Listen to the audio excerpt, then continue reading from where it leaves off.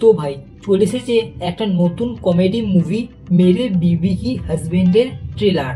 Starrer Arjun Kapoor, Harsh Gujral, ভূমি পেডনেকর আর রকুলপ্রীত সিং। আর একটা গুরুত্বপূর্ণ কথা, ঘরের পাশে সরস্বতী পুজোর মাইক বাজছে, সো ব্যাকগ্রাউন্ডে এরকম নয়েজ হতে থাকবে আজকের জন্য। তো সরি, সবার কাছে ক্ষমা চেয়ে নিচ্ছি।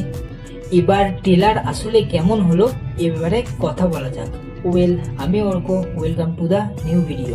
অনেক মাস আগেই এর একটা পোস্টার এসেছিল, তবে সেই সময় এটাকে সেরকম কেউ পাত্তা দেয়নি, কারণ আগেকার সময় হিসাবে এই মুভির কাস্টিং মানে অর্জুন কাপুর, ভূমি পেডনেকর বা রকুলপ্রীত সিং এর কোন রকম মুভি সেরকম হিট ছিল না। তবে আজ হঠাৎ এর ট্রেলার লঞ্চ হয়েছে, আর ট্রেলার ভালোভাবে দেখলে বোঝা যাবে যে এই ট্রেলারটা আসলেই সেরকম কোনো খারাপ নয়। কাস্টিং দেখে এর বিচার করা যাবে না। আবার হয়তো এটাও হতে পারে যে এই মুভির কাস্টিং দেখেই আমরা এর থেকে এক্সপেকটেশন এতই লো রেখেছিলাম যে এই ট্রেলারটাকেও আমাদের ভালো লাগছে। যাই হোক, এই ট্রেলারে যা দেখলাম, এই কাস্টিং এর সবাইকেই রোস্ট করছে, আর এর থেকে ভালো কি বা হতে পারে কোনো একটা কমেডি মুভিতে। অর্জুন কাপুর এবারে হয়তো জেনে গেছে যে আমরা তাকে নিয়ে কি ভাবি।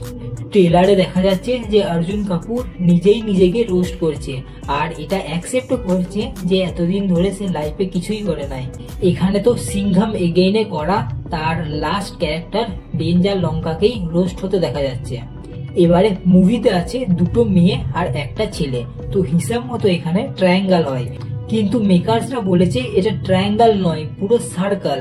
মানে আগে ভূমি অর্জুন কাপুরের বউ ছিল, কিন্তু এখন তাদের ডিভোর্স হয়ে গেছে, আর এদিকে অর্জুন কাপুরের লাইফে চলে এসেছে রকুলপ্রীত সিং।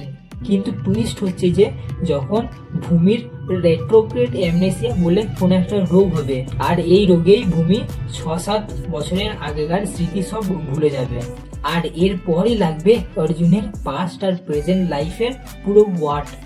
মুভি হবে মেন ভূমি পেডনেকর আর রকুলপ্রীত সিং কে নিয়ে, কারণ ওদের মধ্যে কম্পিটিশন হবে যে কে অর্জুন কাপুরকে পাবে। এবারে অর্জুনের লাস্ট ফিল্ম ছিল সিংঘাম এগেন, আর ওখানে করা তার লাস্ট ক্যারেক্টার ডেঞ্জার লঙ্কা, ওটা এখানে রোস্ট হতে দেখা যাচ্ছে। আর যে রোস্ট হচ্ছে সে হলো হর্ষ গুজরাল, যে অলরেডি একজন স্ট্যান্ড আপ কমেডিয়ান। তো ওভারঅল ট্রেলার দেখে যা বোঝা যাচ্ছে, মুভি হয়তো বা ভালো হতেও পারে। এই মুভির ডাইরেক্টর এখানে কাস্টিং এর থেকে বেশি কমেডির উপরে নজর দিয়েছে। এবারে দেখাই যাক, মুভি রিলিজ হলে তখনই দেখা যাবে কি হবে। তো আজকে এই পর্যন্তই, আবার দেখা হবে, বাই। সাবস্ক্রাইবটা করে দাও।